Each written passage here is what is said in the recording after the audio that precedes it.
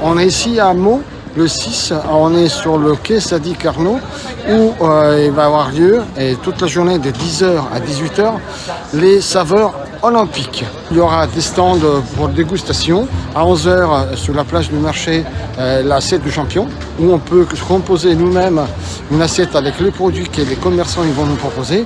Et ensuite, il y a plein d'activités.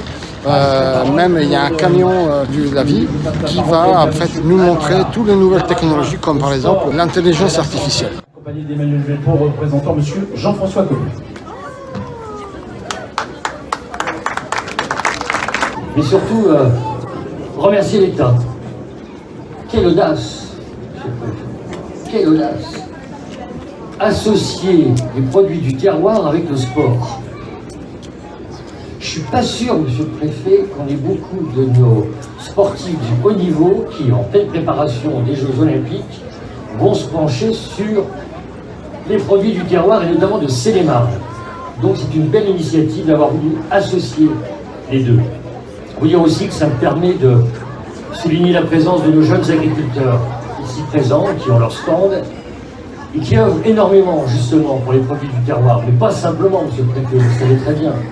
Ils œuvrent aussi tout simplement pour l'aménagement de notre territoire, pour la sauvegarde de notre patrimoine environnemental, qui est un patrimoine sur lequel nous sommes très attachés, car si nous voulons que des hommes et des femmes se développent par l'activité sportive, faut-il encore qu'ils aient les conditions.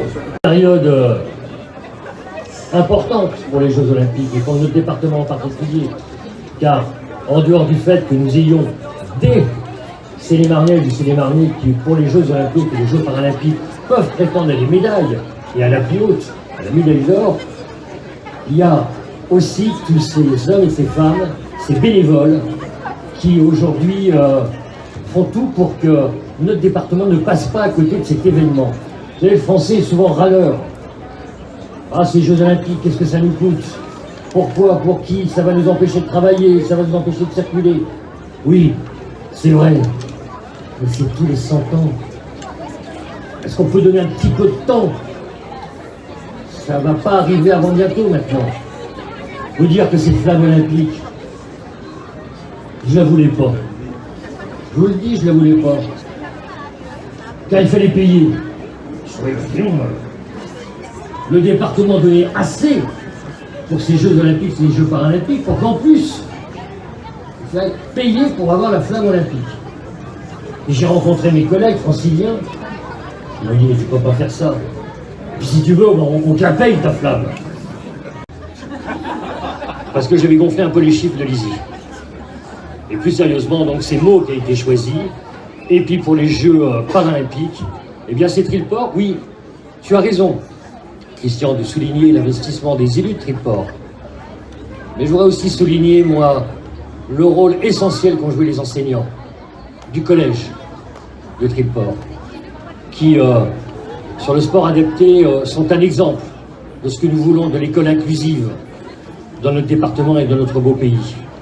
Il était normal que dans ces conditions, ça soit à Trillport et dans ce collège, avec ces jeunes collégiens, que les choses se passent, Valérie. Voilà ce que je voulais vous dire, partager avec vous. Permettez-moi tout de même d'avoir un regard vers nos jeunes danseurs. Merci Jean-François Pareggi, président du département. La parole à Monsieur Horry, préfet de Seine-et-Marne. Bien, mesdames, messieurs, permettez-moi avant toute chose d'excuser notre préfet de région, Marc Guillaume, qui porte une responsabilité particulière dans l'organisation de cet événement. Je crois que ça a vraiment été sa volonté que cet événement se produise, se réalise ici, en Seine-et-Marne, mais également dans d'autres départements franciliens. Il est excellemment représenté par mon collègue, préfet, secrétaire général de politique publique de la préfecture de France, Pierre-Antoine Molina. Je suis très heureux de croiser ce matin ici à vous. Monsieur le président du conseil départemental, monsieur le maire adjoint représentant Jean-François Copé.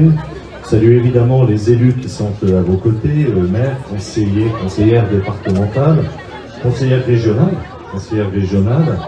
Salut également les services de l'État qui sont venus en nombre. J'aperçois notre directeur pour les Médoises et les Médois. Je salue d'ailleurs, au fond, Bonjour à toutes et tous.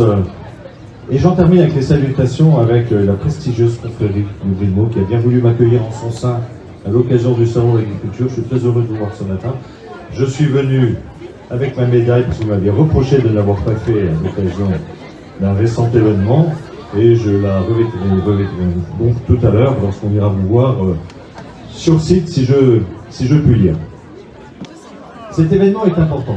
Jean-François Paradis, avec un peu de malice, a dit, a raison, qu'il était un peu audacieux de vouloir mêler au fond à la fois les Jeux Olympiques et puis le plaisir plus gourmand du terroir. Mais pas que. En réalité, ce que nous avons voulu faire avec ces saveurs olympiques, c'est d'abord rappeler que les Jeux Olympiques sont une fête. Elles sont une fête qui n'est pas que sportive et qui n'est pas limitée qu'à l'été 2024. Cet été 2024, nous avons tous les yeux rivés dessus. Nous savons que ça va être un grand moment, un moment exigeant pour tout le monde, un moment exigeant pour nos élus, pour les services de l'État, pour les forces de sécurité, bref, pour beaucoup de monde. Mais il n'y a pas que l'été 2024.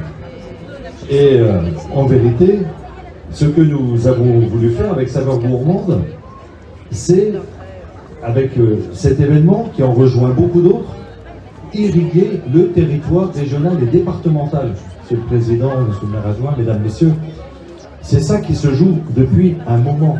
Et en vérité, depuis le lancement de ce qu'on appelle l'Olympiade culturelle, ça fait 4 ans, depuis la fin des JO précédents, les JOP précédents, nous sommes dans ce département, dans cette région, dans ce pays, déjà dans la préparation des JO avec des événements culturels.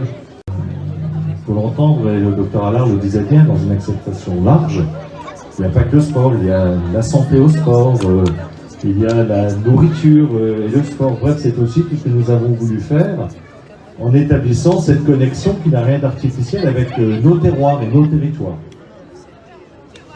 Il y a, vous le savez, toute cette irrigation du territoire départemental avec des événements, avec des accueils. Alors évidemment, nous sommes site olympique, nous sommes département olympique, Vers-sur-Marne, 35 000 personnes par jour. Ça va être un défi considérable, nous y travaillons énormément. Mais il y a tous les centres de préparation aux Jeux. Il y a tous les établissements scolaires, Madame la directrice, qui sont par dizaines, par centaines même engagés dans cette course olympique et qui on clôture la semaine olympique effectivement aujourd'hui. Il y a le relais de la femme, le passage de la femme. Il y a les centres de préparation aux Jeux un peu partout sur le département, dont un spécifiquement culturel d'ailleurs, celui de Fontainebleau, avec l'équipe de Corée du Sud. Donc vous voyez, c'est en réalité tout le territoire départemental et régional, mon cher Clémentin, qui se trouve être irrigué depuis déjà un certain temps et qui va l'être jusqu'à la fin de cette période olympique.